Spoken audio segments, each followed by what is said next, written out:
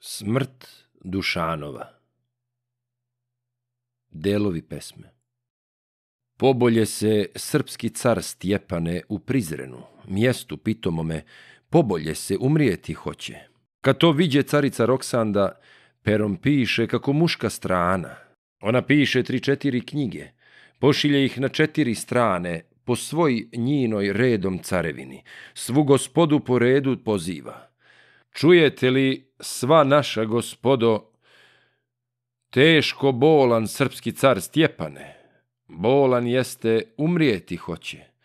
No hajdete u Prizrena grada, ne bil cara u životu našli, da čujete šta će naručiti i na kom će carstvo ostaviti. Kad se take knjige rasturiše, sva gospoda redom razumjela hitro idu kako koji može. Svi odoše u Prizrena grada kod silnoga srpskog car Stjepana. Zatekoše cara u životu. Kod njega se sva gospoda sasta i tu dođe Vukašine kralje, diže cara sa svilna dušeka, prisloni ga u naručje silno, pa nad njime grozne suze roni. Pogleduje srpski car Stjepane, pogleduje svu redom gospodu, pogleduje pak je progovara.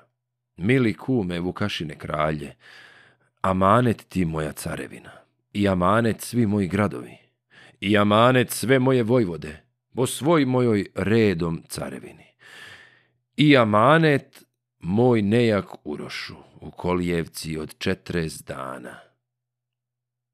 Caruj kume za 7 godina, 8 podaj mojemu Urošu. Al govori Vukašine kralje, mili kume srpski car Stjepane, nije zame tvoja carevina. Ja ne mogu kume carovati, jer ja imam sina samovoljna, sina moga, kraljevića Marka.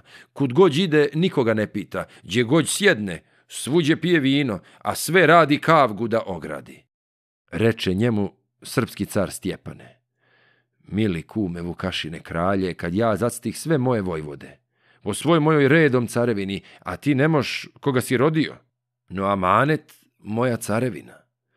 I amanet svi moji gradovi, i amanet sve moje vojvode, po svoj mojoj redom carevini, amanet ti nejaki Urošu u Koljevci od 40 dana. Caruj kume za 7 godina, 8 podaj mojemu Urošu. To govori srpski car Stjepane, to govori, a s dušom se bori, to izusti, laku dušu pusti. On carova 16 godina.